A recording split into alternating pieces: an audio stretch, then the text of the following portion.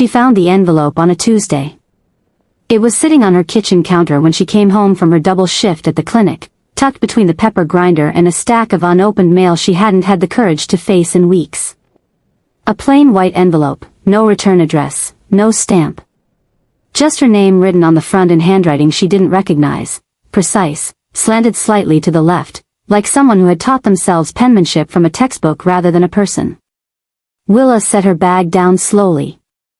She did not touch the envelope for a full 3 minutes.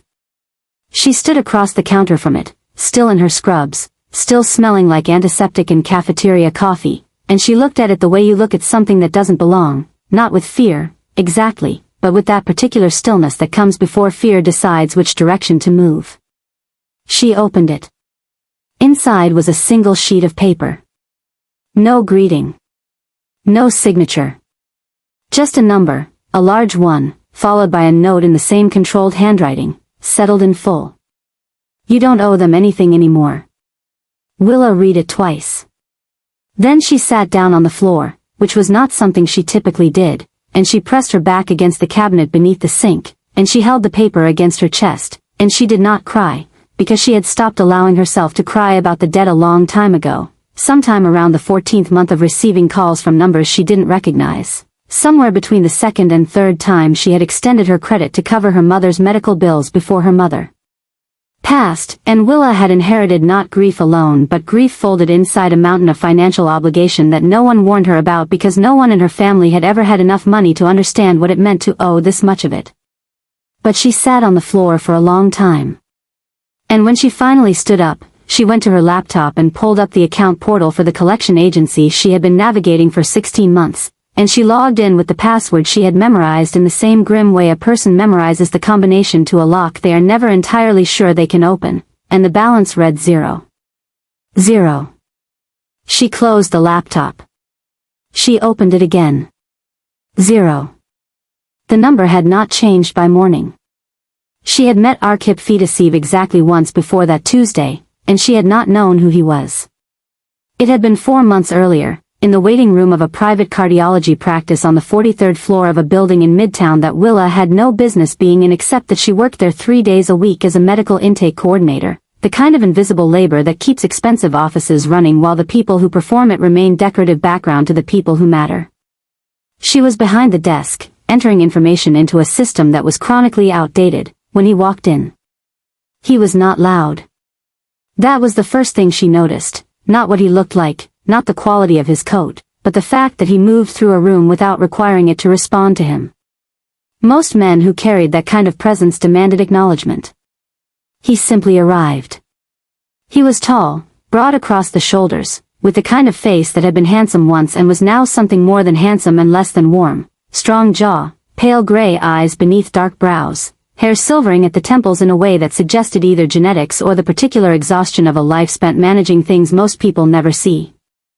He was perhaps 15 years older than her, perhaps more. She didn't spend time calculating it. She asked him for his insurance card and he looked at her the way people look at you when they have not expected to be addressed by someone they hadn't already chosen to speak to. Not unkindly. Just recalibrating. I pay out of pocket, he said. His accent was slight but present, the kind that lives in certain vowels and refuses to be fully trained out. I'll still need a form of ID, Willa said, because those were the rules and she had learned years ago that rules did not bend for presents, only for money, and she was not the one with money. He produced his ID without comment. She entered his information. She told him the doctor would be with him shortly. He sat down. He did not look at his phone. He sat in a chair in a waiting room full of people glancing at their screens and he simply sat. He watched the window. He was still in a way that most people are not still, the way you might see in someone who had learned to make waiting feel like a choice rather than an imposition. She forgot about him the way you forget about most people who pass through the part of your day that is made of paperwork. She had not known his name. She had not looked at the form closely enough to retain it. She processed 40 to 60 intake forms a week and this was not a face attached to a name attached to a story, not yet. He was just a man in an expensive coat who paid out of pocket and knew how to sit still. That was October. This was February, and her debt was gone, and she had no explanation. She spent 3 days trying to trace it logically. She called the collection agency. The representative confirmed the balance had been paid, a wire transfer, third party, everything in order. They could not provide the name of the third party. She called her bank. Nothing unusual on her end. She called her mother's estate lawyer, who had moved firms twice since the estate closed and took 2 days to return her call, only to confirm he had no knowledge of any settlement and was frankly baffled. On the 4th day she started to feel something other than relief, and that something was unease. Because large sums of money didn't vanish from other people's accounts and reappear in yours without reason. And reasons, in Willa's experience, were always attached to something. A cost. A condition. An expectation not yet stated. She had grown up in a neighborhood where favors were currency, where help always came with a bill that arrived later and in a different form, and she had worked very hard to leave that economy behind, to build a life where what she owed was written on paper and numbers she could see and track and argue with. She understood debt you could quantify. She did not trust the other kind. So she started asking questions in the only direction that made sense, which was backward, tracing her own recent history for any interaction that felt out of place, any moment she had not examined closely enough. She thought about the cardiology office. She went back to her intake records. Archip Feedasive. She typed the name into a search engine with the low expectations of someone who does not expect to find much, and what came back was not nothing and not everything. There were no news articles with his photograph, no social media presence, no business profile, no LinkedIn.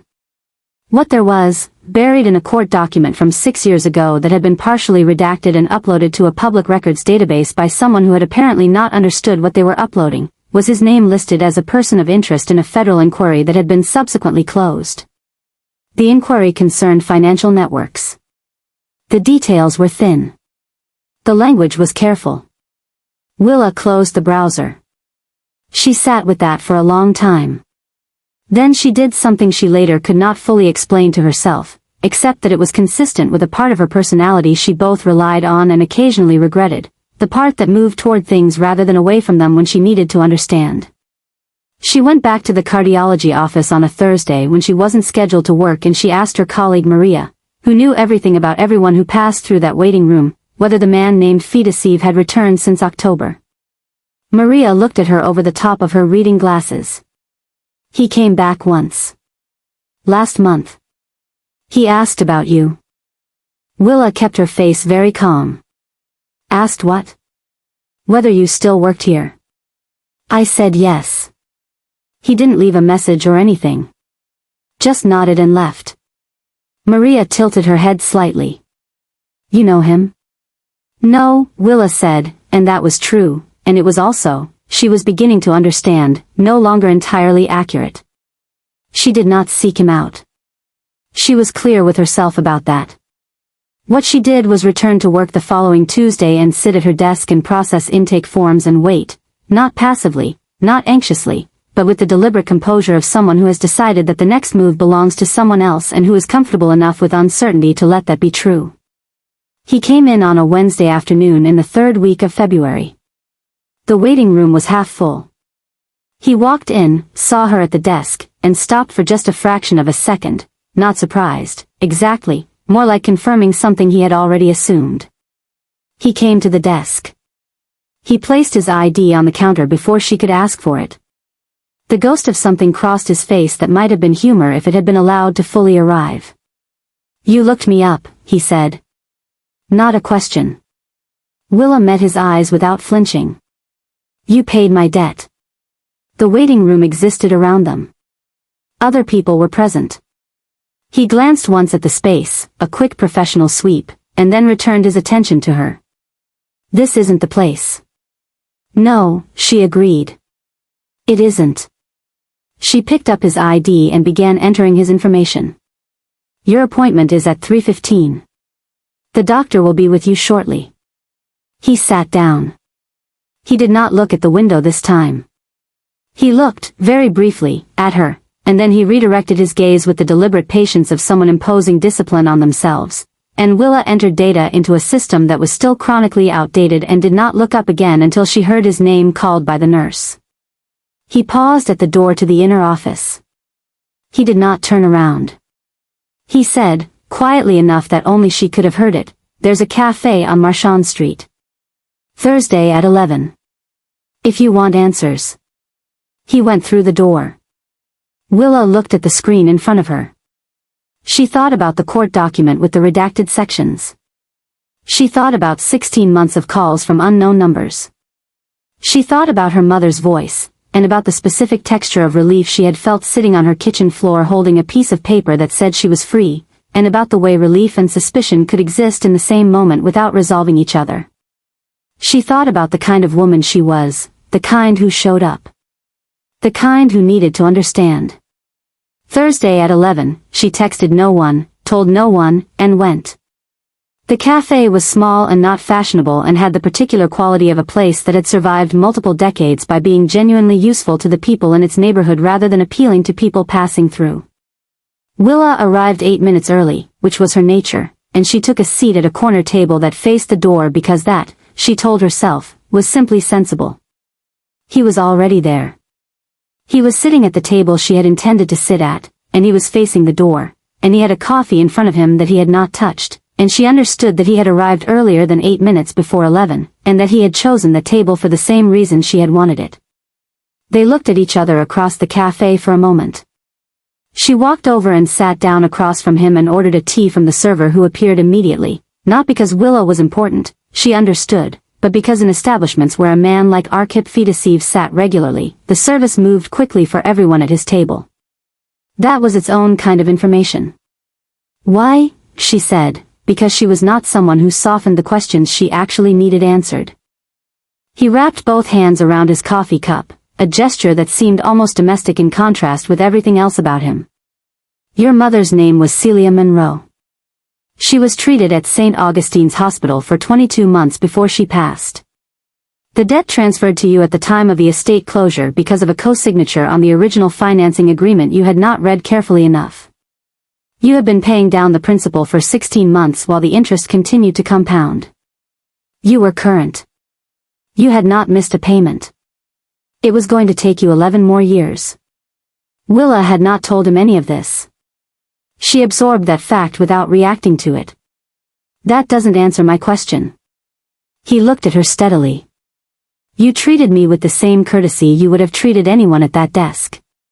You didn't look at my name and change your manner. You asked me for my insurance card. She waited. People in my position, he said, carefully, rarely encounter that. You had my debt investigated because I was polite to you. I had your situation reviewed, he said, and the distinction in his word choice was precise and intentional, because I wanted to know who you were. Once I knew, the rest was a decision. A decision, she repeated. About my finances. That you made. Without asking me. Something shifted in his expression, not defensiveness, but acknowledgement. Yes. That's a problem, Willa said. I know. Because now I owe you something I didn't agree to owe you. No. His voice was quiet but certain. You don't owe me anything. That isn't how this was intended. How things are intended and how they function are different, she said. You understand that. He was quiet for a moment. Then, yes. I do. The tea arrived.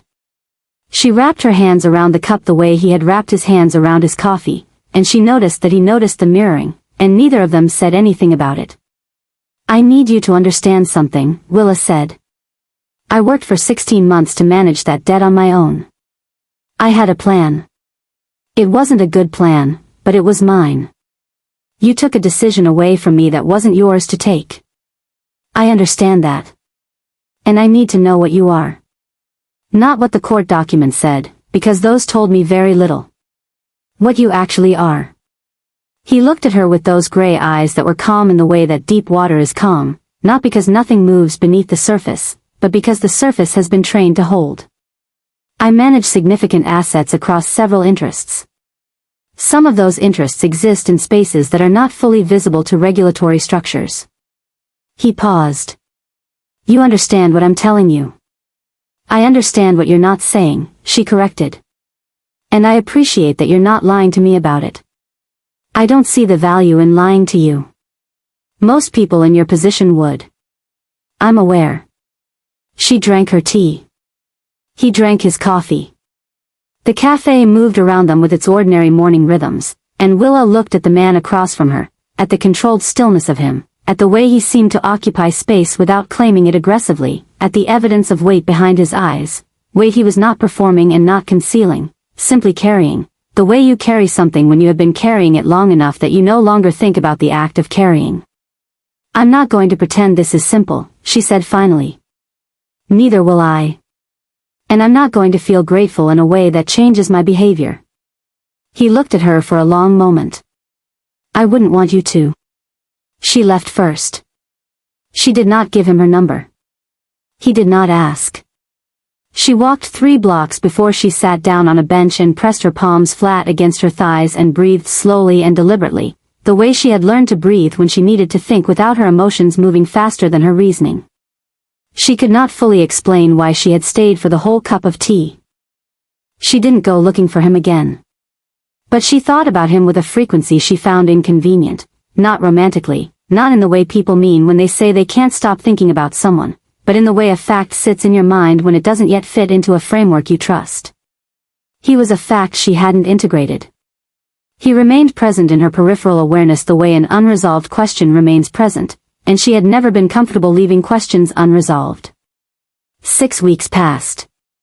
She was leaving the clinic on a Friday evening when she became aware of someone leaning against the building across the street, not Arkip, but a man she had never seen before, who was watching the clinic entrance with a degree of attention that was not incidental. She was used to the street.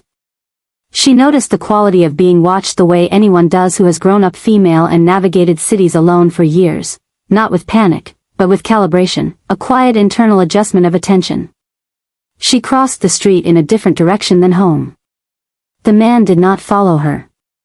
She told herself it was nothing. The following Wednesday, she found a text message from an unknown number. You were right to walk the other way. Don't go home the same route 2 nights in a row this week. No name. But she knew the handwriting of his precision even in a text message. She stared at it for a long time. Then she typed back, who is watching the clinic? The response came 11 minutes later, someone with an interest in someone I have an interest in. It's being handled. I'm sorry you're adjacent to this. She typed, how long? He typed, a few more days. She typed, and if I had not noticed? He did not respond for several minutes. Then, would have found a way to move you without you knowing you'd been moved. She read that twice. She understood it.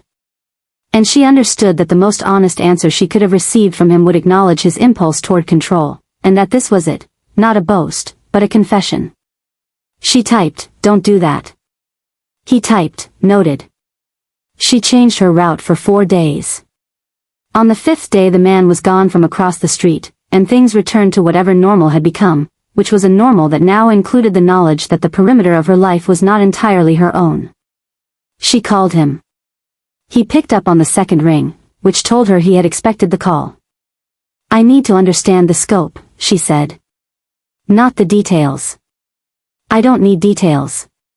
But I need to know whether I'm safe living my life the way I live it. Yes. No hesitation. Is that true, or is that what you would say to keep me from being afraid? A pause. Both.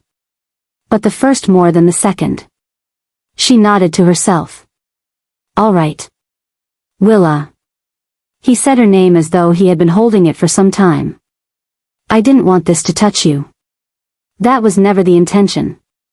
Intentions again, she said, but without sharpness. You have a complicated relationship with outcomes. She heard something in the brief silence that followed, not quite a laugh, but the structural suggestion of one. I do. She said goodnight and ended the call. She stood in her kitchen for a while, in the same kitchen where she had found the envelope, and she looked at the space between the pepper grinder and the stack of mail that was now sorted and managed, and she thought about the specific loneliness of being a person who carries things carefully and rarely lets anyone see the weight. She thought about the weight she had seen in him. Unperformed. Unjustified. Simply there. She asked him to meet her again in March, and she was the one who named the place, and the act of naming it felt important to her in a way she didn't fully articulate except to know that she needed the geography to be hers. She chose a park near the river that she went to on Sunday mornings when the weather allowed, when she needed the specific quality of open air and moving water to reset something in herself that desk work and clinical environments compressed. He arrived in clothes that were less formal than she had seen before, still precise, still deliberate, but the coat was softer and he had no tie. She noticed that he had made an effort. She noticed that he had noticed what kind of meeting this might be and had calibrated accordingly. They walked. That was something neither of them had planned but both of them defaulted to, as though sitting across from each other created a pressure that moving alongside each other released.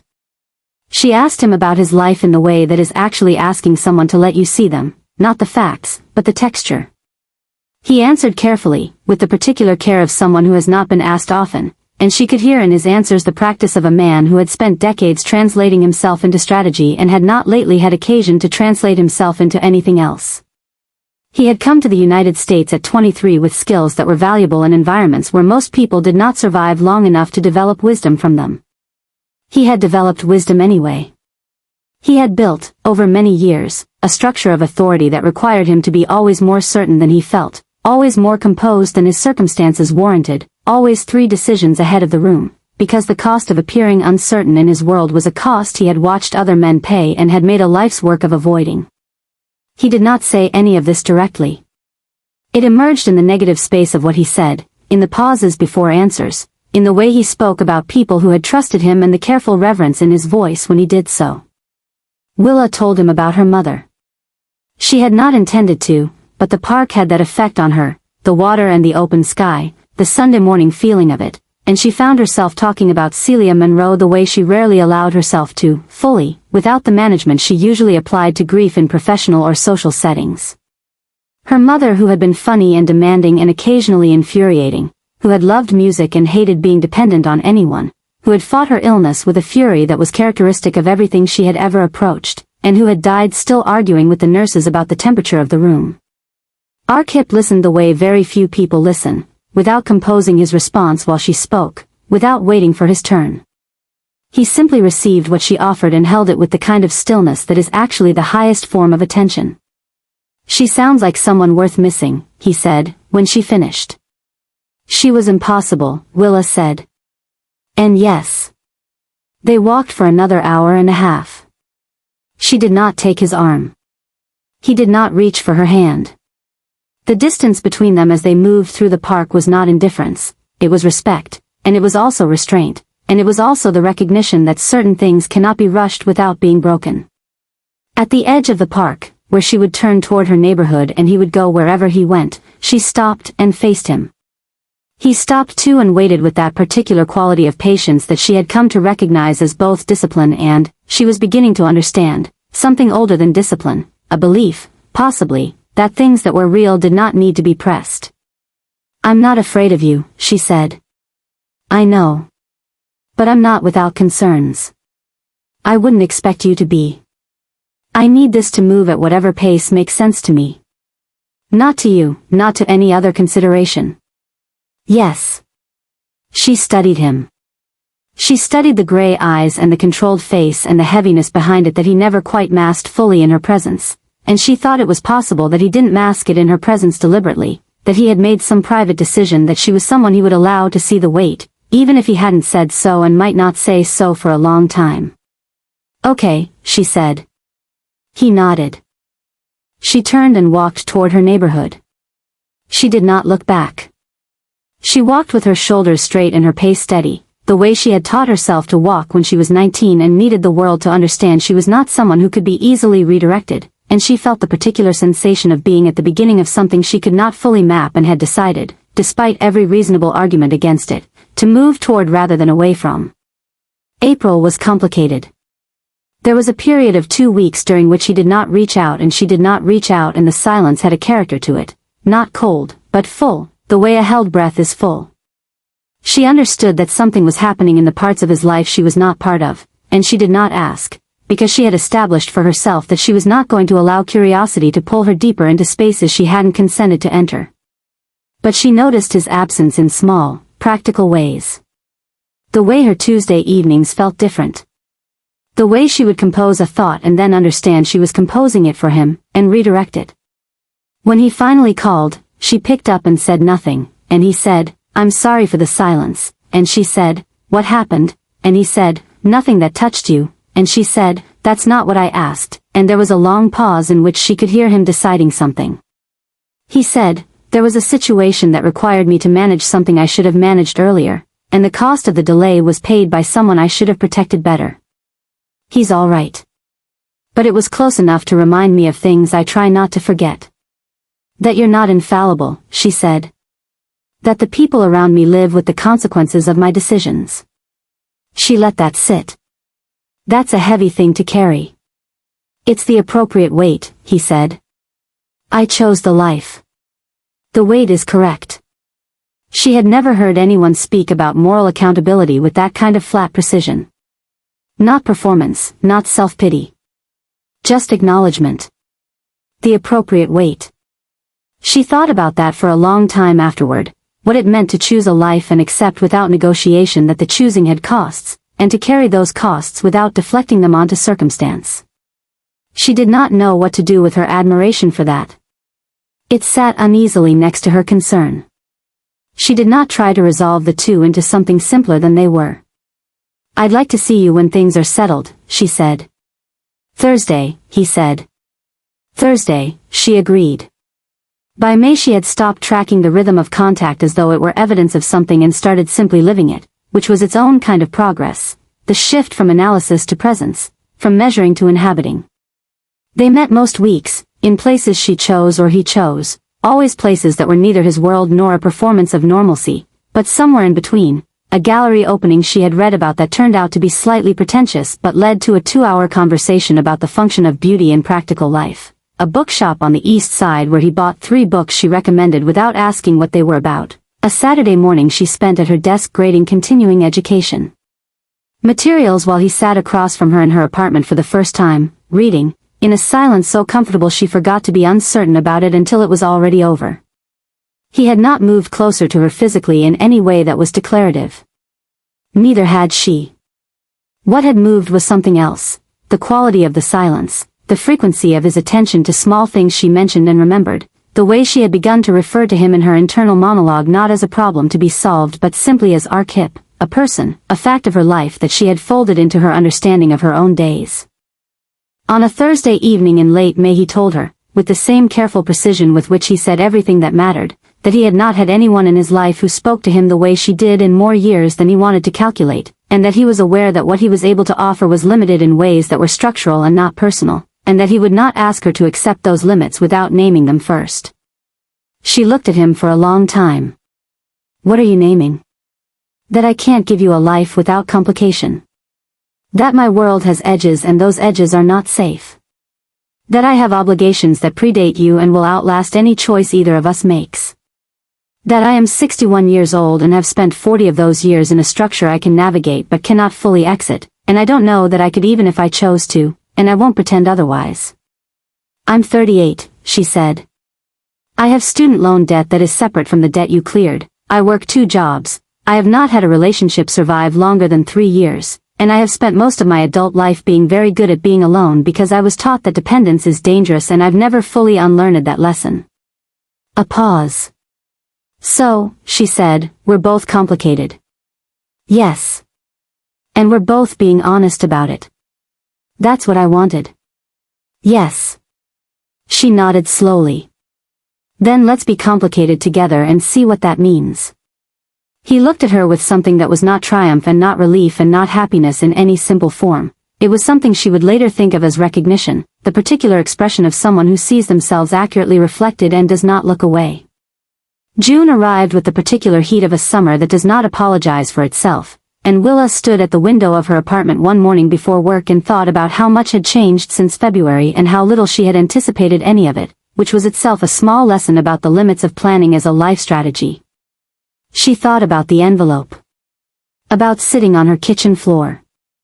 About the 16 months of careful management that had been, without her knowledge, witnessed and then quietly dismantled by a man she had not yet met properly, who had seen in her ordinary professional courtesy something he had not encountered in a long time, and had made a decision she had not asked for and had every right to be angry about and had been angry about, and who had then, when confronted, not defended the decision but sat with it and acknowledged its cost. She had thought, in those early weeks, that the choice to stay curious rather than leave was a risk she was taking with something important. She still thought that. She had not stopped thinking that. She lived with it the way you live with a true thing that is also a difficult thing, not by resolving it into something easier, but by deciding that the truth of it was worth the difficulty. Her phone showed a message from him, sent at some point before she woke, a photograph of the park by the river, taken in the early morning light when the water was silver and the benches were empty and the city had not yet gathered itself into its daily shape. No caption. No context. Just the image, offered the way a person offers evidence of something they cannot say directly. She stood at her window with the phone in her hand and looked at the photograph of the park where she had first told him about her mother, and she felt something settle in her chest, not resolution, exactly, and not peace in any simple form, but something adjacent to both of them, something that might, if she allowed it time, become a kind of foundation. She typed back, "I'll meet you there Sunday." He responded, "I'll be early." She put the phone down and got ready for work and stepped out into the June morning, which was warm and imperfect and entirely real, and she walked toward it the way she had always walked toward things, directly, with her eyes open, without the particular illusion that knowing the direction meant knowing what she would find when she arrived. She was not afraid of what she didn't know. She was careful with it, and she was honest about it, and she was, perhaps for the first time in a long time, willing to let it matter. That, she thought, was something. That was, perhaps, enough to begin. "Hey, my loves. If you made it all the way here, thank you. Genuinely. I know that was a long journey, and I'm so grateful you stayed with me through every quiet moment, every pause, every slow beat of this story. I want you to know that Willa and Arkip were never meant to be a fantasy. They were meant to be real, two people with real weight, real histories, real reasons to hesitate. I wanted Willa to be the kind of woman who doesn't wait to be rescued, who asks the hard questions, who walks away from the cafe first because she needed to, not because she was playing games. And I wanted Arkip to be the kind of man who has lived long enough to know that control isn't the same as strength, and that the bravest thing he could do was tell the truth and let her decide. I hope somewhere in this story you felt something. Maybe you recognized a little of yourself in Willa's self-reliance. Maybe you recognized something in his silence, the kind of care that doesn't announce itself. Maybe you just needed a story where two complicated people tried to be honest with each other, and found that was already something remarkable. Tell me in the comments what hit you hardest. Was it the envelope? The park? The weight he said was correct? I read everything, I really do. Thank you for trusting me with your time and your heart. See you in the next one.